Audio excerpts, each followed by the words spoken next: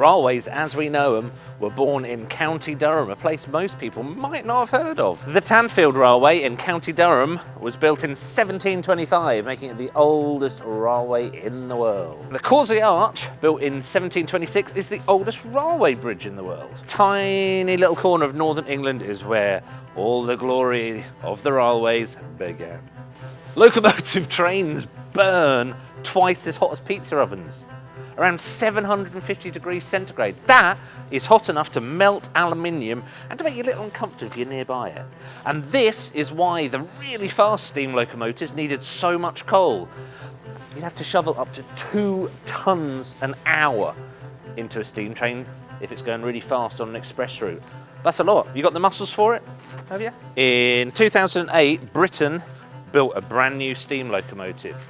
It took many millions of pounds and many years to actually build. But why did they build it? Britain, before that, hadn't built a brand new locomotive for some years. 1960 was the last time it was built.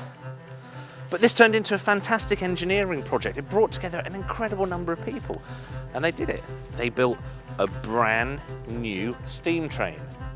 What do you think to that? In 1830, there was a race between a horse and a steam train, and the horse won. But not for the reason you might think. It wasn't that trains weren't fast back then, and it wasn't that horses were much faster. Something else happened. You see, no one believed a steam train could go at a reasonable speed around a curve. As wild as that might seem, it's true. So, somebody built a train called the Tom Thumb and said, I'm going to show you how fast I can go around a curve, and I'm going to race a horse to prove it. And people said, that's rubbish, trains can't go around corners. And at the time, they were right. On the day of the race, there was a mechanical failure. A pulley slipped off the train and it didn't make it all the way around the corner. So the horse won. But the directors of the steam engine world who saw it, the people who were brought along for this exhibition, were so impressed that the train made it some of the way round. The train still kind of won in the big scheme of things. Do you think we can pull that off? Do you think? Is that right? Is that right? Write me a letter, tell me. British time hasn't existed for all that long. In fact, it was only invented in 1880. Let me explain. Before that, each town in Britain ran on its own time, and it was only the coming of the steam railways that made everybody coalesce and decide on GMT, Greenwich Mean Time. Because before that, it just didn't really matter. But when trains came along, people suddenly decided that you realised that you couldn't have proper timetables. Because if a train was due to arrive at 10 o'clock in one place, that 10 o'clock might be 8 minutes past somewhere else, because it wasn't even in big blocks of time. It was sometimes by just a few minutes.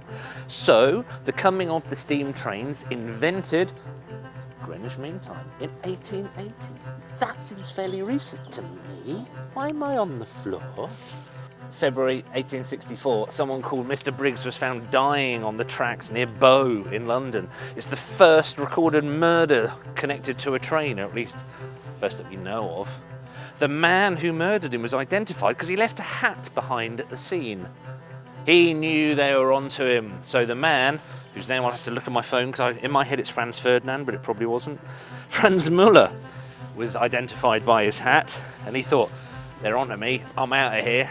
So he fled to America. He was like, I am out of here.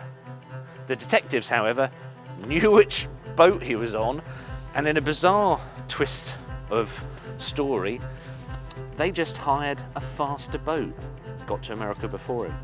They were ready for him when he arrived. So there you go. There's the story of the first steam railway murder. In 1801, a woman watched a man called George commit a murder on a British train, and is in a compartment. There wasn't even a corridor, so she had to sit with this man and keep her composure for the rest of the journey. Her name was Rhoda. And she did it. She stayed calm, which must have been very, very strange. The case went to court, of course, and when I look at this in the history books, you know, my sources, it says her testimony was very important during the trial, which, I know, it seems kind of obvious to me, isn't it? So, true crime on a train.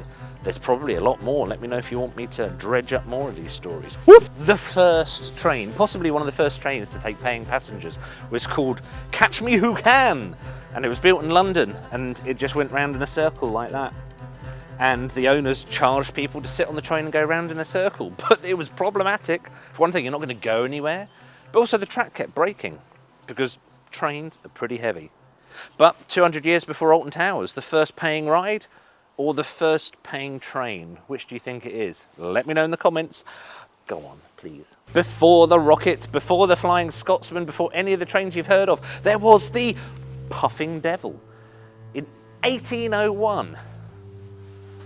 What essentially was a traction engine, a steam train that goes on the road, not on the rails, called the Puffing Devil was built. And it was really successful. The people who built it took it out on a joyride or a test ride, and they were so pleased with themselves. They parked it up and went to the pub. And this is when they discovered something really important about steam trains, especially if they're ones that you can move around on a road. You have to put the fire out if you're going to leave it alone. They came back from the pub and the Puffing Devil was naught but a burnt out shell. Do you think they learnt their lessons? If you build a steam train, will you remember to put it out? Will you? Honestly. In 1896, two steam trains going full speed were deliberately crashed together. It was in Missouri in America, and it was organised by a confusingly titled Mr. Crush. 40,000 people turned up to watch this spectacular. It was going to be huge. Can you guess what happened? Well, they did crash, and bits of shrapnel basically went everywhere, killed quite a lot of people. And all the history that I've looked up on this just says Mr. Crush was fired from his job. I think he probably got off quite lightly. I mean, what would you think was going to happen? The Isle of Wight is still using London Underground trains. It's true, they're using rolling stock that was built way back, 1930. It's nearly 100 years old, but why are they doing it? It's because some of the bridges on the Isle of Wight are very, very low. There's not a lot of clearance. And of course, underground trains, famously, quite low. I mean, low ceilings. Obviously, they're low in the ground because they're underground, aren't they? That's what makes them underground trains. Unless they're at the Isle of the Wight.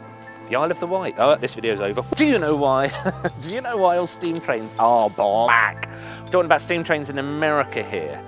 It's because, well, they did used to be really colourful. They used to be really ornate. They were blue, gold, green, really fancy to look at. Until one of the industrialists responsible for actually making money from the trains took a look at them on like an exhibition day and thought, this is a bit frivolous. From now on, all American steam trains will be black.